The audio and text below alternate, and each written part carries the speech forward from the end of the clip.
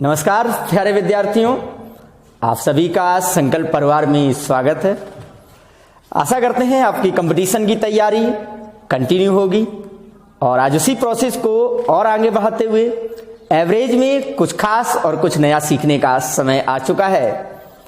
आशा करते हैं इस टॉपिक के ऑलरेडी जो हमने 2 भाग देखे हुए हैं, उन दोनों भागों में हमने एवरेज की बेसिक और इंपॉर्टेंट जानकारियां सीखी हुई हैं और जिन भी विद्यार्थियों ने इन 2 पार्टों को नहीं देखा हुआ है वो प्लेलिस्ट में जाकर इन दोनों पार्टों को, इन दोनों क्लासों को देख सकते हैं, जिससे उन्हें एवरेज की बेसिक और इंपॉर्टेंट जानकारियां हो सकें। तो चलिए उसी प्रोसेस को और आगे बढ़ाते हुए देखते हैं आज क्या नया और क्या खास है। तो आइए मिलते हैं अपने पहले बेसिक इंपॉर्टेंट क्वेश्चन से। आपके सामने एक छोटा सा क्वेश्चन लिखा हुआ है कि 7 के प्रथम 11 गुर्जों का औसत क्या होगा। उम्मीद है कि काफी लोगों को यह क्वेश्चन बहुत ही अच्छी तरीके से आता है, तो जिनको ये क्वेश्चन आता है वो आंसर बताना चाहें तो बता भी सकते हैं। Very good. तो चलिए देखते हैं क्या है क्वेश्चन। पहले इस क्वेश्चन का हम बेसिक समझते हैं और उसके बाद ये क्वेश्चन हमें एग्जाम हॉल में किस प्रकार से लगाना है उस पर बात करेंगे। और आज तैयार रहिएगा क्योंकि आज हम एवरेज में बेहद खास और बेहद इंपॉर्टेंट और बेहद अहम जानकारी सीखने वाले हैं। तो सभी लोग तैयार रहिएगा। तो देखते हैं क्या है। उसे बोला है 7 के प्रथम 11 गुर्जों का औसत क्या है। इसे बोला है 7 के प्रथम 11 गुर्ज यानी कि 11 मल्टीपल। गुर्ज का मतलब होता है जो उसके मल्टीपल होते हैं। मल्टीपल का मतलब होता है जो उसकी टेबल होती है, यानी कि जो उसके पहाड़े होते हैं। मतलब अगर इसकी बेसिक बात करें तो उसे बोला है 7 के प्रथम 11 गुर्जों का औसत क्या होगा। गुर्ज का मतलब होता है उसका मल्टीपल यानी कि पहाड़े। अगर बेसिक एग्जाम्पल से बात करें, ये सिर्फ एक एग्जाम्पल है, इस प्रकार से हमें क्वेश्चन को लगाना नहीं होता है, लेकिन जानकारी हमें होनी ही चाहिए। देखते हैं क्या है। उसने बोला है 7 के प्रथम 11 गुर्ज। तो आप एक काम कीजिए, 7 के पहले 11 गुर्ज लिख लीजिए, लिख लेते हैं। सबको पहाड़ा याद होगा 7 का। 7 14, 7 21, 28, उसके बाद 35, 42, 49, 56, 63, 70 और 77। यही तो 11 गुर्ज होंगे। आप बोलोगे हाँ यही तो है। इसका उसने औसत पूछा है। औसत मीन्स होता है, आपको मालूम है, औसत निकालने के हमारे पास तमाम तरीके हैं। पहला तरीका आपको पता है सभी संख्याओं का योगफल बटे संख्याओं की संख्या, जो लगाना ही नहीं है। दूसरा तरीका, जब दी गई संख्या एक सीक्वेंस में हो और सामने आपको दिख रहा है जो भी ये नंबर्स दिए गए ये एक सीक्वेंस में है, और जब दिए गए नंबर एक सीक्वेंस में है तो औसत निकालने का दूसरा तरीका है, क्या तरीका है कि आप कुछ ना करें, पहली और लास्ट वाली संख्या को जोड़ के किसका भाग दे दें, 2 का। लेकिन ये भी ना करो क्योंकि आपको क्या पता है, आपको पता है कि औसत कुछ नहीं होता। औसत कुछ नहीं होता। औसत क्या होता है, सिर्फ और सिर्फ मिडिल पॉइंट। औसत नहीं होता है मिडिल पॉइंट यानी कि बीच वाला स्थान। तो अच्छा देखिए, अगर ये नंबर्स देखिए दिए गए हैं 11, तो उसके सबसे बीचों बीच क्या होगा। देखिए अगर ये 11 नंबर दिए गए हैं तो इसके बीचों बीच ये देखिए 42। 42 के इस तरफ देखिए कितने नंबर हैं। आप देखिए 42 के इस तरफ कितने नंबर है, आप बोलोगे 5। अब 42 के इस तरफ देखिए कितने नंबर है, यहां भी है 5। तो मतलब इसमें सबसे बीचम वाली संख्या कौन सी है, आप बोलोगे 42। तो जो भी ये बीच वाली संख्या है यही हमारा क्या बन जाएगा, औसत। यानी कि 7 के प्रथम 11 गुर्जों का जो औसत होगा वो कितना होगा, 42। लेकिन इस प्रकार से क्वेश्चन हमें करने नहीं है क्योंकि अभी तो 7 के प्रथम 11 गुर्ज थे। एग्जाम में एग्जामिनर कुछ भी पूछ सकता है। अब कल के दिन उसने कह दिया कि 37 के प्रथम 23 गुर्जों का औसत क्या होगा, तो 37 का तो टेबल हम लिखने से रहे, तो इसलिए इस क्वेश्चन को हमें इस प्रकार से नहीं करना होता है। तो देखते हैं इस क्वेश्चन को हम किस प्रकार से करेंगे। आइए सीखते हैं कुछ बेसिक और उसके बाद फिर अपनी अहम जानकारी के लिए करना क्या है। इस प्रकार के प्रश्नों में जो सबसे इंपॉर्टेंट रोल अदा होगा, जो सबसे पहले हमारी नजर जाएगी, वो जाएगी इस जगह। वो कितने गुर्ज पूछ रहा है आप ये देखिए। उसे बोला है 11। तो आप एक काम कीजिए, जो 11 गुर्ज पूछ रहा है, तो अच्छा एक बात बताएं, इसके लिए एक छोटा सा पॉइंट हम अलग से देखते हैं। अच्छा एक बात बताइए, 11 तक की गिनती अगर आपके सामने लिख दी जाए तो उसका मिडिल पॉइंट क्या आएगा। मतलब 11 तक की प्राकृतिक संख्याओं का मिडिल पॉइंट यानी कि औसत क्या होगा। तो आपको एक चीज मालूम है, आपको क्या मालूम है, आपको मालूम है प्राकृतिक संख्याओं का औसत बराबर होता है n+1/2। प्राकृतिक संख्याओं का औसत बराबर होता है n+1/2। इसी को अगर अपनी भाषा में बोलें तो हम ये बोल सकते हैं कि गिनती का मिडिल पॉइंट, और गिनती का मिडिल पॉइंट क्या होता है n+1/2। तो हम सबसे पहले क्या करेंगे, हम ये पता करेंगे कि 11 तक की गिनती का मिडिल पॉइंट क्या है। तो देखते हैं 11 तक की गिनती का मिडिल पॉइंट निकालने के लिए 11 में 1 जोड़ेंगे 12/2, और 12/2 का मतलब कितना आ जाएगा 6। यहां तक सबको आ गया। इसके बाद आपको कुछ नहीं करना, जो भी ये मिडिल पॉइंट निकल के आएगा इसका सीधा सीधा मल्टीप्लाई किसमें कर देना है 7 में, और 7 में जैसे ही 6 का गुणा करेंगे तो 7 छंग कितने हो जाएंगे 42। सही है, तो अपना जो राइट आंसर आएगा वो राइट आंसर कितना आ जाएगा 42। आशा करते हैं इस छोटी सी बात को आप बहुत ही अच्छी तरीके से समझे होंगे। एक बार फिर से रिपीट करते हैं क्या। इस प्रकार के प्रश्नों में सबसे पहली हमारी जो नजर जाएगी वो ये जाएगी वो कितने गुणज पूछ रहा है। वो जितने भी गुणज पूछेगा वहां तक की गिनती का हम मिडिल पॉइंट निकालेंगे। बात करते हैं मिडिल पॉइंट कैसे निकलता है। मिडिल पॉइंट निकालने का छोटा सा फार्मूला होता है n+1/2, लेकिन आप इन के चक्कर में नहीं पड़ना है। आपको डायरेक्ट क्या करना है, हम जो भी नंबर्स बोलें, सुनिएगा, हम बोले 17 तक की गिनती का मिडिल पॉइंट क्या है, तो आप क्या करो 17 का नहीं उसके बाद वाले का आधा करो, जस्ट बाद वाले का आधा करना है। तो 17 के बाद क्या आता है 18, और 18 का आधा कितना हो जाएगा 9। अच्छा बात बताओ, अगर हम बोले 23 तक की गिनती का मिडिल पॉइंट क्या होगा, तो 23 का नहीं किसका आधा करोगे 24 का, और 24 का आधा कितना हो जाएगा 12।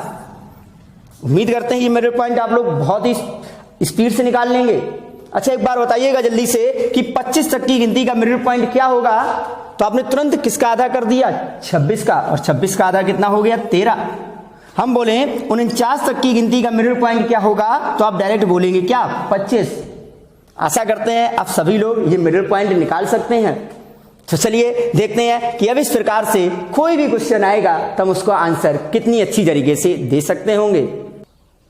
तो आइए उसी नॉलेज पर कुछ क्वेश्चन अभ्यास के लिए करते हैं।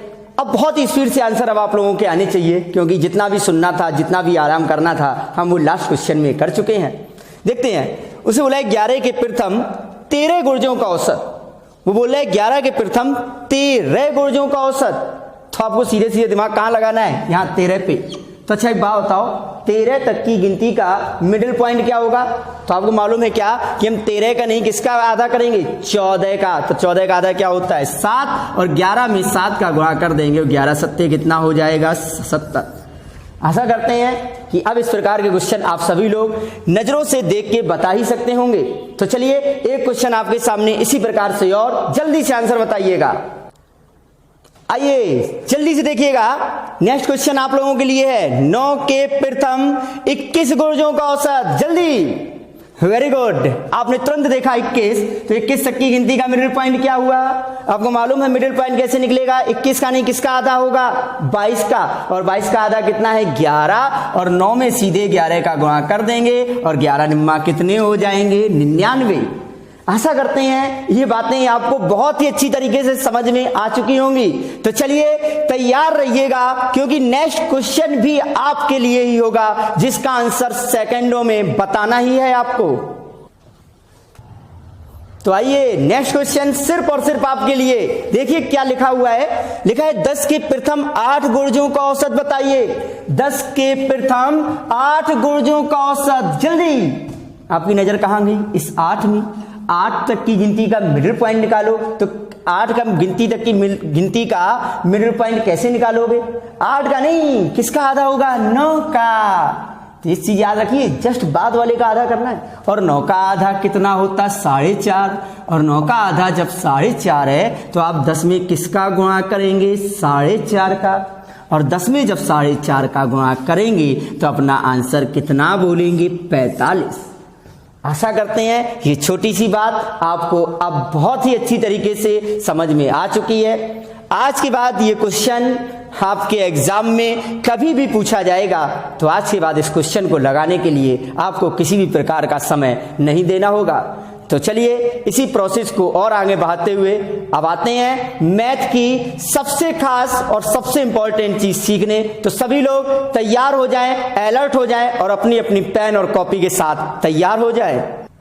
आइएगा, आपके सामने नेक्स्ट क्वेश्चन और एक इंपॉर्टेंट क्वेश्चन आ चुका है जो हमारे कंपटीशन के एग्जाम में अधिकांशतर पेपरों में देखा जाता है। क्या है क्वेश्चन? कह रहा है 20 संख्याओं का औसत 45 है, यदि उसमें से 4 संख्याएं निकाल दी जाएं तो शेष संख्याओं का औसत 42 हो जाता है। तो बताइए निकाली गई संख्याओं का औसत क्या होगा? तो आप लोगों को इसकी बेसिक नॉलेज है क्या? आपको 2 चीजें मालूम है। क्या मालूम है आपको? ये मालूम है औसत का पहला तो इकलौता फार्मूला होता है। औसत बराबर क्या होता है? औसत बराबर होता है सभी संख्याओं का योगफल बटे संख्याओं की संख्या। आपको मालूम है कि औसत का बेसिक फार्मूला होता है सभी संख्याओं का योगफल बटे संख्याओं की संख्या। और आपको यह भी मालूम है कि औसत में संख्याओं का, और आपको यह भी मालूम है कि औसत में संख्याओं का गुणा करने से क्या निकलता है? योगफल। दोनों चीजें मालूम है आपको। क्वेश्चन भी आप लोगों में से काफी लोगों को आता होगा, तो जो आंसर बताना चाहें बता सकते हैं। Very good. तो देखते हैं हमने क्या किया। उसे बोला है 20 संख्याओं का औसत 45 है। कह रहा है यदि उसमें से 4 संख्याएं निकाल दी जाए। कह रहा है यदि उसमें से 4 संख्याएं निकाल दी जाए। अच्छा बताइए 20 संख्याएं थी, 4 संख्याएं निकाल दी तो कितनी संख्याएं बाकी रहेगी? 16 तो रहेगी। तो कह रहा है प्राप्त संख्याओं का औसत 42 हो जाता है। तो पूछ रहा है कि बताइए निकाली गई संख्याओं का औसत क्या है? तो यानी कि जो 4 संख्या आपने निकाली उनका औसत पूछा है। और आपको मालूम है कि औसत का इकलौता फार्मूला होता है क्या? औसत बराबर होता है सभी संख्याओं का योगफल बटे संख्याओं की संख्या। हमें संख्याओं की संख्या मालूम है, 4 संख्याएं निकालनी है, लेकिन उन चारों संख्याओं का हमें क्या चाहिए? योगफल। तो हमें योगफल निकालने के लिए अगर हम बेसिक बात करें तो हम बेसिक क्या करते हैं? इस 20 का गुणा 45 में करेंगे तो योगफल निकल आएगा। 45 गुणे 20 करेंगे तो आप बोलो कितना हो जाएगा? 900। अब क्या करेंगे? 16 का गुणा 42 में करेंगे तो अच्छा 16 का गुणा जब 42 में करेंगे तो 16 दूनी 32, कितना बचा आपका बोलिएगा? 16 दूनी 32, कितना बचा? 3, और 16 चौको 64, और 64 और 3 कितने हो गए? 67। यही तो होगा। और इससे अगर ये घटाएंगे तो अच्छा इससे घटाइए, 10 में से 2 गए तो 8, ये कितने बचे? 9 में से 7 गए 2, और यहाँ भी 2। मतलब ये जो 228 निकला है, ये 228 कितनी संख्याओं का योगफल है? 4 ही संख्याओं का है। अगर 4 संख्याओं का योगफल 228 है, अगर 4 संख्याओं का योगफल 228 है तो उसने पूछा है तो उसका औसत बताइए। तो पता है औसत बराबर क्या होता है? आपको मालूम है औसत बराबर क्या होता है? औसत बराबर होता है योगफल बटे संख्याओं की संख्या।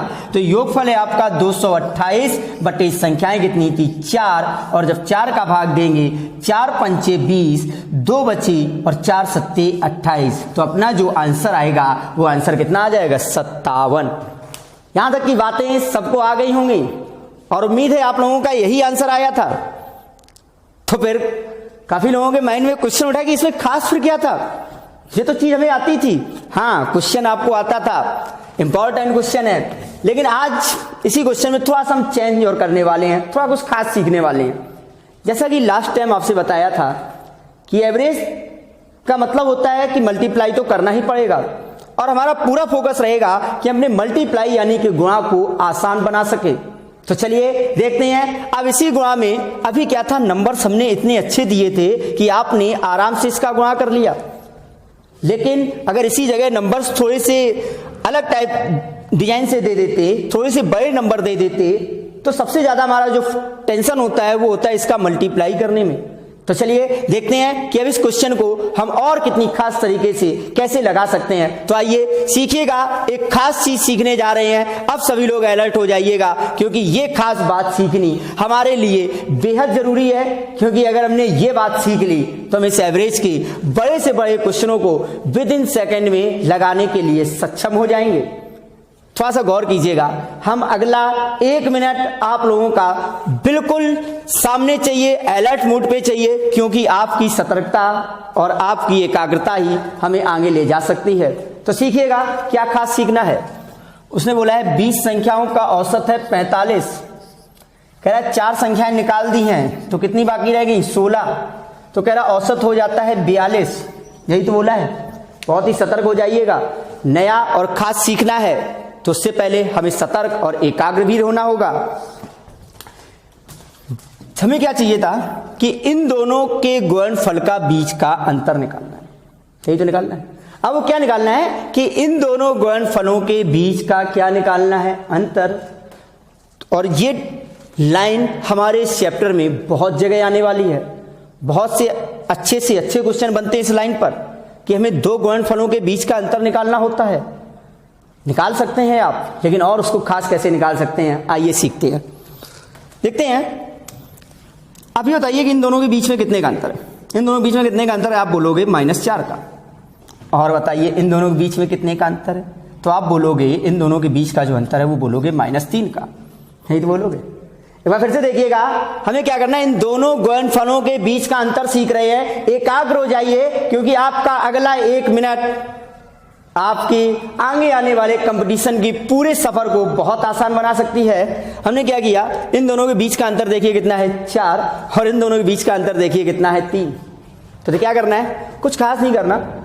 बड़ी संख्याओं के गुणा करने में प्रॉब्लम आती है, छोटी संख्याओं में थोड़ी ना गुणा प्रॉब्लम आती है। तो क्या करें, सीधे इस 20 का गुणा इस 3 में कर दो। तो -3 में जब 20 का गुणा करेंगे तो हो जाएगा -7, और इस -4 का गुणा इस 42 में कर देंगे तो ये -4 दूनी 8 और 4 चौको 16। और इन दोनों को सॉल्व कर लो तो माइनस माइनस क्या होता है, प्लस, लेकिन चिन्ह तो माइनस का ही रहेगा। और इन दोनों को जब ऐड करेंगे तो 6 और 6 12, और आप देखिए अपना अंतर जो आया वो कितना आया, 228 आया कि नहीं आया।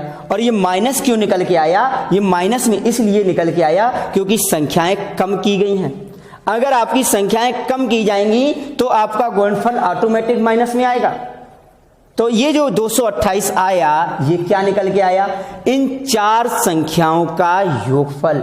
यदि 4 संख्याओं का योगफल 228 है तो उसने क्या पूछा था, औसत। तो औसत बराबर क्या होता है, योगफल बटे संख्याओं की संख्या। और डायरेक्ट जब इसमें 4 से भाग देंगे तो 4 पंचे 20, और कितने बचे 2, और 4 सत्ते 28। तो सही है, आपका जो राइट आंसर आ गया है वो राइट आंसर कितना आ गया, 57। आशा करते हैं कि आप कुछ नया सीखने की शुरुआत कर चुके हैं। एक बार फिर से सभी लोग देखिएगा, फिर से एक बार हम पूरी चीज रिपीट कर रहे हैं, बहुत ही ध्यान से समझ लीजिए, क्योंकि बार बार समय देने से बेहतर है कि हम सिर्फ एक बार समय दे दें और हमेशा के लिए अपना समय बचा ले जाएं। ऐसे ही बहुत प्यारे प्यारे क्वेश्चनों का हम रिवीजन करेंगे, लेकिन उससे पहले इस बात को बहुत ही अच्छी तरीके से समझ लीजिएगा। उसे बोला था 20 संख्याओं का औसत था 45, कह रहा था 4 संख्याएं निकाल दी तो बची 16, कह रहा औसत हो गया 42। सुनिएगा, हमें क्या करना है, इन दोनों गुणनफलों के बीच का अंतर चाहिए। देखिए हमने क्या किया, इन दोनों बीच का अंतर -4, इन दोनों बीच का अंतर -3। उसके बाद इसका गुणा इसमें करना है तो 20 दिया 60, और इसका गुणा इसमें करना है तो माइनस, और इसका 4 दूनी 8 और 4 चौको 16। तो माइनस माइनस हो गए, माइनस ही रहेगा, और इन दोनों को जोड़ेंगे तो कितना हो जाएगा 228। डायरेक्ट हमारा इनके बीच का अंतर निकल आया। और ये 228 क्या है, ये है 4 संख्याओं का योगफल। तो औसत पूछा था, तो औसत बराबर क्या होता है, सभी संख्याओं का योगफल बटे संख्याओं की संख्या, और जैसे इसमें भाग दिया तो अपना आंसर कितना आ गया, 57। आशा करते हैं कि अब ये छोटी सी और इंपॉर्टेंट बात आपने जरूर समझी होगी। तो चलिए इसी बात का और अच्छी तरीके से अभ्यास करने के लिए अब आपके सामने लाते हैं नेक्स्ट क्वेश्चन। आइएगा, उसी बात को और अच्छी तरीके से समझने के लिए आपके सामने आता है नेक्स्ट क्वेश्चन। स्पीड से लगाने का हमें प्रयास करना है इस बार। देखिए क्या बोला उसने बोला है कि 40 संख्याओं का औसत 86 है। कह रहा यदि उसमें से 5 संख्याएं निकाल दे तो कितनी संख्याएं बचेंगी, 35। कह रहा औसत 85 हो जाता है, यही तो बोला है। कह रहा निकाली गई संख्याओं का औसत बताइए। मतलब हमें क्या करना है, इन दोनों के गुणनफलों के बीच का अंतर निकालना है। बड़े ध्यान सुनिएगा, हम क्या खास सीख रहे हैं, इन दोनों के बीच का अंतर क्या है, -5, और इनके बीच का अंतर क्या है, -1। यही तो है। तो 40 का गुणा सीधे इसमें करेंगे तो 40 से कम 40, माइनस का 40, और -5 का गुणा इसमें कर दीजिए, -5 25, हासिल बचेगी 2, और 8 5 40, 40 2 42, यही तो आएगा। तो माइनस माइनस क्या हो जाएगा, प्लस। तो इन दोनों को जोड़ लीजिए, कितना हो जाएगा, 5 6 4, 465। यानी कि जो संख्याएं निकाली गई हैं उनका योगफल कितना आया, 465। और उसने इसका औसत पूछा है। तो औसत बराबर क्या होता है? औसत बराबर होता है योगफल बटे संख्याओं की संख्या। तो 5 से जब भाग देंगे तो 5 निम 45, 1 बची और 5 तिया 15, सही है। तो अपना राइट आंसर जो आएगा वो कितना आएगा? 93। आशा करते हैं कि आप इस बात को बहुत ही अच्छी तरीके से समझ चुके होंगे। तो चलिए इसी प्रोसेस में और अच्छी तरीके से अभ्यास करने के लिए आपके सामने लाते हैं नेक्स्ट क्वेश्चन। आइए आप लोगों के लिए अभ्यास के लिए नेक्स्ट क्वेश्चन सामने लिखा हुआ है, प्रयास करिएगा क्योंकि कुछ नया और कुछ अहम सीखना तो बनता है।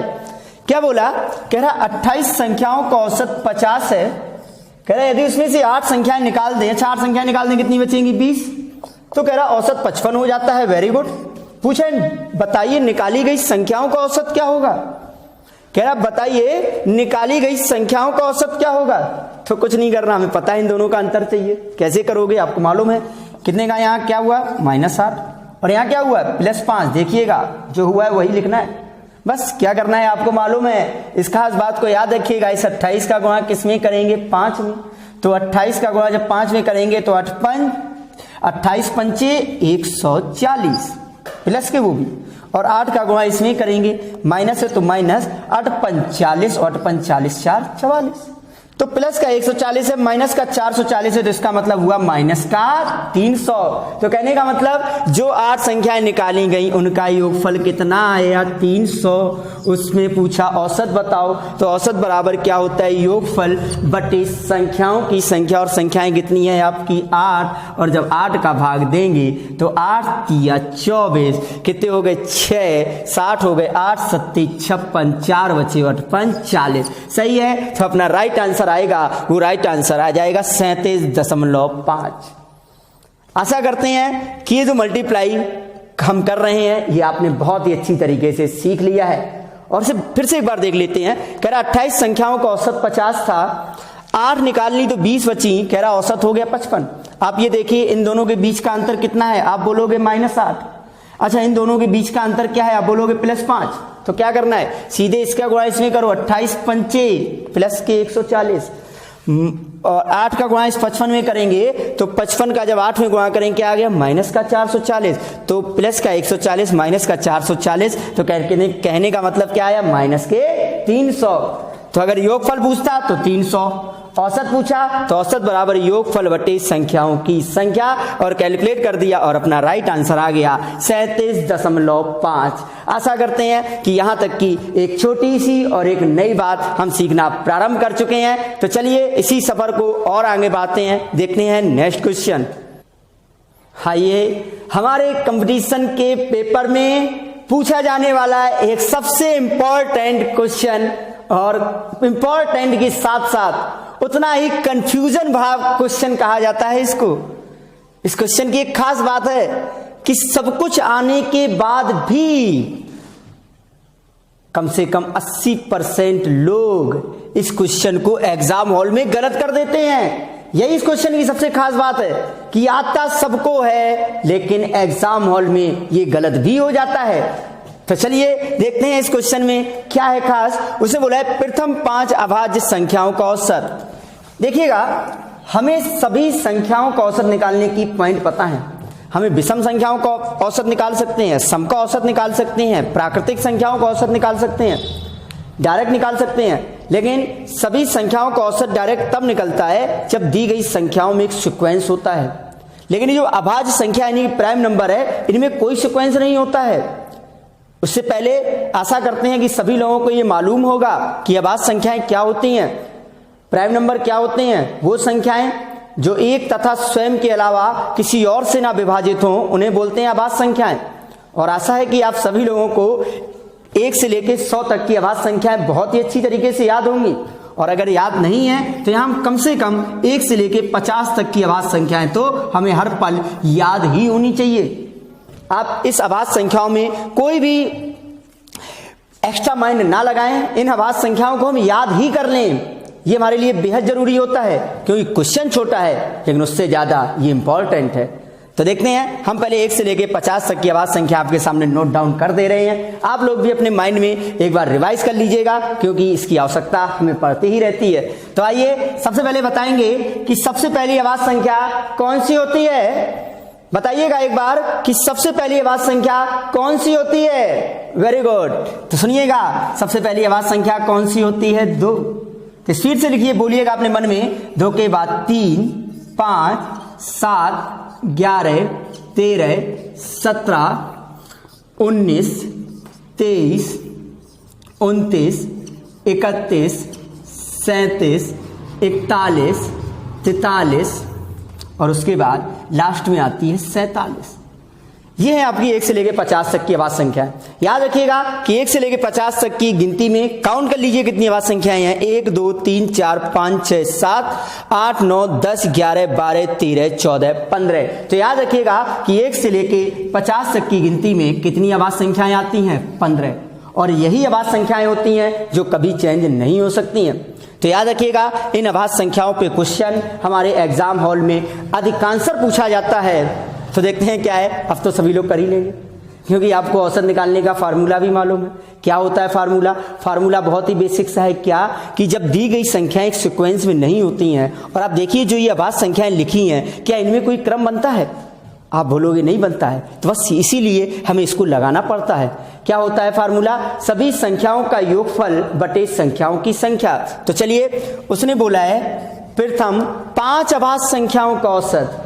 तो आइए सभी पहले 5 अभाज्य संख्याएं लिखें। कौन कौन सी हैं? 2, 3, 5, 7 और 11। लेकिन आगे कुछ बोले उससे पहले एक छोटा सा पॉइंट सुन लीजिएगा। सबको मालूम है यहां गलती क्या होती है, वो सुनिए। गलती कहां कर देते हैं हम एग्जाम हॉल में? गलती हम ये कर देते हैं कि सबको मालूम है पहली अभाज्य संख्या 2 होती है, सबको मालूम है। लेकिन पहली अभाज्य संख्या 2 मालूम है, लेकिन जब ये क्वेश्चन आता है तो स्पीड में जाने उस टाइम क्या हो जाता है, हम गलती से वहां 1 लिख देते हैं। बस यही गलती होती है जो अधिकांशतः कर जाते हैं। बस यही आपको माइंड में नोट रखना है कि आज के बाद जब अभाज्य संख्याओं का औसत पूछा जाएगा तो भैया याद रखिएगा कि पहली अभाज्य संख्या क्या होगी? 2। बस बाकी तो आप सॉल्व कर ही लेंगे कि अभाज्य संख्याओं का औसत बराबर सभी संख्याओं का योगफल बटे संख्याओं की संख्या। अब तो इसे कैलकुलेट कर देंगे। तो करिए, 3, 2, 5, 5, 10, 7, 17 और 11 कितने हो गए? 28 बटे 5 और 5 से जब भाग देंगे 5 25, 3 बचे, दशमलव लगाया और 5 छिक्का 30। सही है। तो अपना जो राइट आंसर आएगा वो राइट आंसर आ जाएगा 5.6। आशा करते हैं कि अभाज्य संख्याएं आप लोगों को अच्छी तरीके से आती होंगी। आइए इसी पर अभ्यास के लिए एक छोटा सा नेक्स्ट क्वेश्चन। तो आइए नेक्स्ट क्वेश्चन आप लोगों के लिए जाना पहचाना क्वेश्चन, जाना पहचाना नंबर। क्या कि प्रथम 9 अभाज्य संख्याओं का औसत क्या होगा? एक चीज याद रखिएगा, इसका आंसर तो हम निकाल ही लेंगे, लेकिन याद रखना ये क्वेश्चन सेम संख्याओं सहित हमारे कंपटीशन के एग्जाम के लिए मोस्ट इंपॉर्टेंट क्वेश्चन है।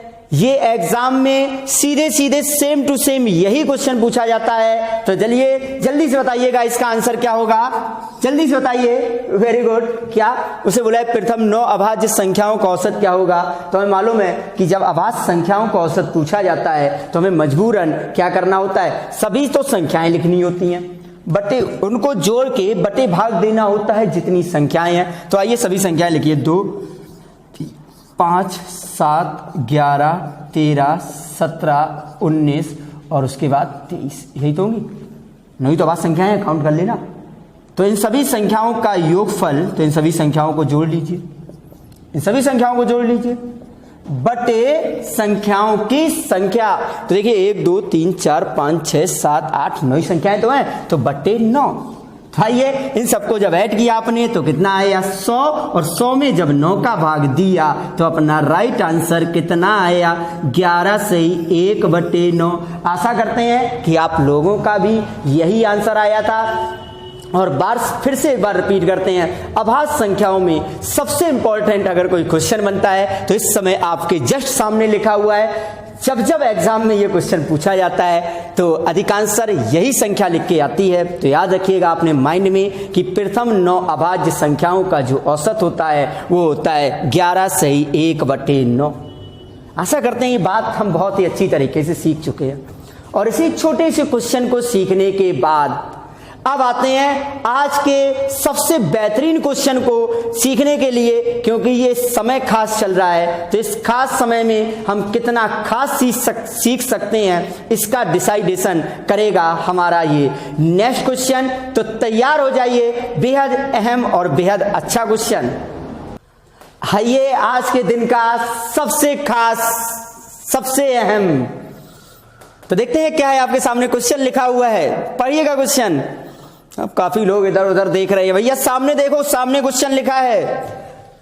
कंपटीशन में शुरुआत हो चुकी है, बहुत ही अच्छे से क्वेश्चन आते हैं। एक छोटा सा आपके सामने डेमो दिया गया इस क्वेश्चन के रूप में। तो आज इस क्वेश्चन को सीखने के बाद हमें यह डिसाइड करना है कि हम कुछ सीखना स्टार्ट किए हैं या नहीं किए भी। तो चलो देखते हैं क्या क्वेश्चन है। हाँ, अगर कोई आंसर बताना चाहे तो बता सकता है। वेरी गुड, आप प्रयास कर सकते हैं। काफी लोग प्रयास कर भी रहे होंगे। क्या प्रयास कर रहे हैं देखते हैं एक बार। पहले हम इस क्वेश्चन को एक बेसिक तरीके से सॉल्व करेंगे, एक नॉलेज के हिसाब से सॉल्व करेंगे। वो सिर्फ आपको देखना है, सुनना है, समझना है, और उसके बाद समझ में आ जाए तो बहुत अच्छी बात, और ना समझ में आए तो उससे भी ज्यादा अच्छी बात। क्योंकि इन टाइप के क्वेश्चनों को तो आप देख के ही मुस्कुरा के आंसर बता सकते हैं। इस क्वेश्चन का आंसर तो आप यहीं देख के बता सकते थे, लेकिन इससे बताने से पहले हमें क्वेश्चन का बेस पता होना चाहिए, क्वेश्चन बना कहां से है। कह रहा है किसी पार्टी में ABCD में से प्रत्येक 15 रुपए का योगदान करते हैं तथा ई ने भी कुछ राशि का योगदान किया। हमें ई की योगदान राशि नहीं मालूम है फिलहाल। कह रहा है यदि ई की योगदान राशि सभी पांचों की औसत राशि से 4 रुपए अधिक हो तो पूछ रहा है इन सबके द्वारा कुल कितनी राशि इकट्ठी की गई। जल्दी से देखिएगा बेसिक। उसे बोला ये ABCD है, ABCD और ई। कह रहा है ABCD E सबके द्वारा, कह रहा है ए के बाद 15 रुपया, बी के 15 रुपया, डी के 15 रुपया, इन सबने 15 रुपए दिए। कह रहा है ई ने भी कुछ रुपया दिया। कितना दिया नहीं मालूम। हमने मान लिया ई का जो रुपया था वो था X। हमने मान लिया जो ई का रुपया था वो X था। उसे क्या बोला? उसे बोला ई की योगदान राशि यानी कि जो X है, थोड़ा बेसिक एक बार समझ लीजिएगा। आप 2 मिनट सिर्फ इंतजार कर लीजिएगा, क्योंकि इस 2 मिनट के बाद आप जो सुनने और समझने और सीखने वाले हैं वो सीखने वाले हैं जो कंपटीशन के लिए बेहद जरूरी और आपकी नॉलेज के लिए बेहद खास होने वाला है। लेकिन उससे पहले सुनते हैं क्या है। उसे बोला ई की योगदान राशि यानी कि जो X रुपए है वो इन पांचों की औसत राशि से, इन पांचों की औसत राशि। आपको पता है औसत क्या होता है? औसत बराबर होता है सभी संख्याओं का योगफल बटे संख्याओं की संख्या। आपको पता है कि औसत क्या होता है? औसत होता है सभी संख्याओं का योगफल बटे संख्याओं की संख्या। तो अगर इन सबका हम योगफल करेंगे तो अच्छा बताइए, इन सबका योगफल करेंगे तो कितना हो जाएगा? 60 + X बटे संख्याओं की संख्या। संख्याएं ये कितनी है? 5। तो इन पांचों का औसत यही तो होगा। ये बात सब लोगों को समझ में आ रही है। उसे बोला ई की योगदान राशि यानी कि X रुपए इन पांचों की औसत से, तो पांचों का औसत क्या हुआ? जी, कह रहा है ई की जो योगदान राशि यानी जो X रुपए है वो इन पांचों के औसत से यानी कि इस औसत से कह रहा है 4 रुपए अधिक है। वो कह रहा है ई की योगदान राशि 4 रुपए अधिक है। वो कह रहा है भाई साहब ये 4 रुपए अधिक है, गौर से सुनिएगा। वो बोल रहा है ये 4 रुपए अधिक है। अच्छा आप बताओ, अगर ये 4 रुपए अधिक है, अगर ये 4 रुपए अधिक है तो आप 4 रुपए अधिक कहां करोगे? इस तरफ। तो कर देते हैं यहाँ 4 रुपए अधिक। तो आइए सॉल्व करते हैं।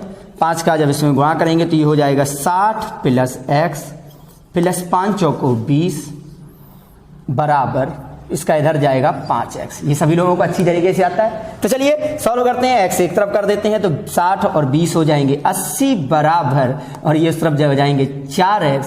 तो 4X बराबर 80, तो X बराबर कितना आ जाएगा? 20। X बराबर कितना आएगा? 20। अगर वो पूछता X हमने क्या माना था? X माना था ई ने रुपया खर्चा किया है कितना? 20। ई ने कितना रुपया खर्चा किया है? 20। उसे बोला है कि बताइए कुल कितनी राशि इकट्ठी हुई है। तो आ जाओ देख लो टोटल राशि कितनी है। तो 15 इन चारों ने की थी। तो 15 चौको 60, 15 चौको 60, 15 चौको 60 और प्लस ई की कितनी है 20। तो 15 चौको 60 और 20 कितने हो गए 80। सही है। तो इस क्वेश्चन का जो राइट आंसर आएगा वो राइट आंसर कितना आ जाएगा 80 रुपए। मतलब इन पांचों के द्वारा जो टोटल राशि इकट्ठी की गई है वो कितनी की गई थी 80। परंतु अगर ये बात आपको समझ में आई है तो बेहतर है, और नहीं आई है तो और भी बेहतर है, क्योंकि अब सीखना है वो बात जिस बात से हम इतने प्यारे से और इस छोटे से क्वेश्चन को आप लगा सकते हैं। इस छोटा सा क्वेश्चन आप ओरली कैसे बताएंगे। तो चलिए, क्या आप सभी लोग तैयार हैं इस क्वेश्चन को ओरली बताने के लिए। तो चलिए देखते हैं इस क्वेश्चन को हमें कैसे लगाना है। आशा करते हैं ये बेसिक भी हमने अपनी सावधानी से समझा हुआ है, जरूरत पड़ने पर हम इस बेसिक का भी प्रयोग कर सकते हैं। तो चलिए देखते हैं कैसे खास तरीके से इस क्वेश्चन का आंसर हम बताने वाले हैं। आप इसके बाद इस टाइप का कोई भी क्वेश्चन आएगा तो इन क्वेश्चनों को नजरों से देख के बताने के लिए तैयार हो जाएंगे। देखते हैं क्या है। कह रहा है किसी पार्टी में ABCD, थोड़ा गौर से सुन लेना, बस 1 मिनट के लिए सुन लेना। कह रहा है ABCD में से प्रत्येक ने कह रहा 15 रुपया दिए। कह रहा प्रत्येक ने 15 रुपया दिए और ई का जो योगदान राशि है वो इन पांचों की औसत से कह रहा 4 रुपए अधिक है। अब ई ने कितना दिया हमें तो नहीं मालूम था। हमने मान लिया कि जो टोटल हमारा औसत था इन पांचों का, हम ही मान ले रहे कि हमारा जो टोटल औसत था जो पांचों का वो मान लिया x, और ई ने कहा है उससे 4 रुपए ज्यादा दिए हैं तो ई ने दिए x + 4।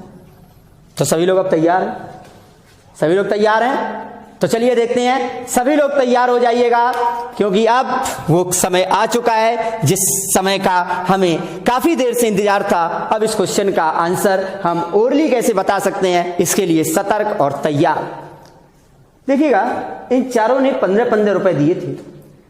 ई ने क्या किया था कि जो औसत था उस औसत से 4 रुपए ज्यादा दिए थे। हमने मान लिया था औसत x था तो ई ने 4 रुपए ज्यादा दिए तो ई ने दे दिए x + 4। बस एक छोटी सी बात सुनिए, जो ई ने ये 4 रुपए ज्यादा दिए हैं, सुन लेना, ई ने जो ये 4 रुपए ज्यादा दिए हैं, अगर ये 4 रुपए ना देता, अगर ई मना कर देता हम 4 रुपए नहीं देंगे, सुनना, ई ने 4 रुपए ज्यादा जो दिए हैं, अगर ई मना कर दे कि हम 4 रुपए नहीं देंगे तो ये 4 रुपए किसे देने पड़ते, ये 4 रुपए इन लोगों को देने पड़ते। ये 4 रुपए जो देने पड़ते वो किनको देने पड़ते, वो इन चारों को देने पड़ते कि नहीं। तो बताइए, जब 4 व्यक्ति जब 4 रुपए देंगे तो एक के हिस्से में कितना रुपया आएगा। आप बोलोगे 1 रुपया, 1 ही रुपया तो आएगा। 15 रुपया ये दे ही चुके थे, 1 रुपया इनके हिस्से में और आ जाता। तो बताओ एक व्यक्ति कितना रुपया खर्चा कर रहा था। तो एक व्यक्ति जो खर्चा करता वो कितना रुपया खर्चा करता, 16। मतलब हमारा जो औसत प्रत्येक व्यक्ति जो खर्चा था वो कितना रुपया था, 16 रुपया, और हमारे पास टोटल व्यक्ति कितने थे, 5। तो जब एक व्यक्ति 16 रुपया तो 5 व्यक्ति कितना रुपया, 80 रुपया। सही है। तो अपना जो राइट आंसर आएगा वो राइट आंसर आ गया 80 रुपए। यानी कि हमारे पास टोटल जो इकट्ठी राशि है वो कितनी हो गई, 80 रुपए। आशा करते हैं इस बात को आपने बड़ी आराम से सुना हुआ है। एक बार फिर से देखते हैं हमने क्या किया हुआ है, जल्दी से नजरों से देखिएगा। हम इस टाइप के क्वेश्चन में क्या करेंगे, उसे बोला है कि ई ने 4 रुपए ज्यादा खर्चा किया, तो अगर ये ई 4 रुपए एक्स्ट्रा खर्चा ना करता तो ये 4 रुपए किसे देने थे, इन चारों को। ये 4 रुपए किसे देने थे, इन चारों को। तो प्रत्येक के हिस्से में कितना आता, प्रत्येक के हिस्से में आता 1 रुपया। 15 रुपए दिए थे, एक और देना पड़ता, तो एक व्यक्ति कितना रुपया खर्चा कर रहा था, 16। व्यक्ति कितने थे, 5, तो टोटल खर्चा कितना हो जाता, 16 80। तो चलिए आशा करते हैं इस बात को अभी आप समझे हुए हैं और इस पे अभी अभ्यास करने के लिए आपके सामने लाते हैं नेक्स्ट क्वेश्चन जो ओरली बताना होगा। तो आइए, सेम क्वेश्चन आपके सामने लिखा हुआ है। तो इस क्वेश्चन का आंसर हमें कैसे देख के बताना है, बहुत ही सावधानी से समझिएगा। उसने बोला है कि 9 व्यक्तियों में से प्रत्येक ने कह रहा है 40 रुपया दिए। कह रहा 10वें व्यक्ति ने भी कुछ राशि का योगदान किया। यदि 10वें व्यक्ति का योगदान राशि सभी 10 व्यक्तियों के औसत राशि से कितना रुपया अधिक हो, 9 रुपया। उसे बोला है कि 10वें व्यक्ति की योगदान राशि 10 व्यक्तियों के औसत से कह रहा है 9 रुपया अधिक हो।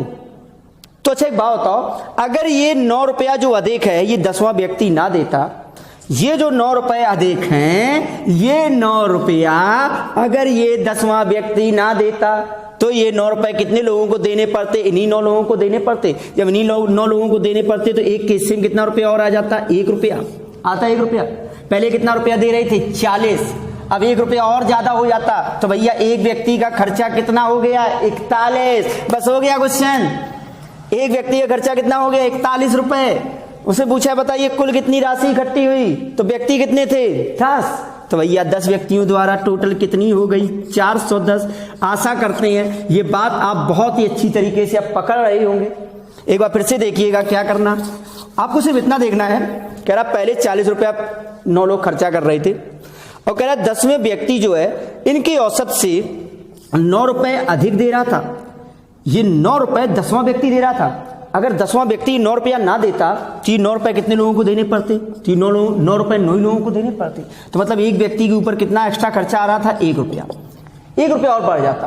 पहले 40 तो दे ही रहे थे हम, देखो पहले 40 तो दे ही रहे थे, एक और बढ़ जाता, यानी कि अब कितना हो जाता? 41। यानी कि एक व्यक्ति का खर्चा कितना है? 41 रुपए। उसे बोला सभी का टोटल कितना होगा? तो सभी लोग कितने थे? 10। तो इसी में 10 का गुणा कर दो, आंसर कितना आ जाएगा? 410। बस उम्मीद करते हैं अब तो आ चुका होगा। आया या नहीं? Very good.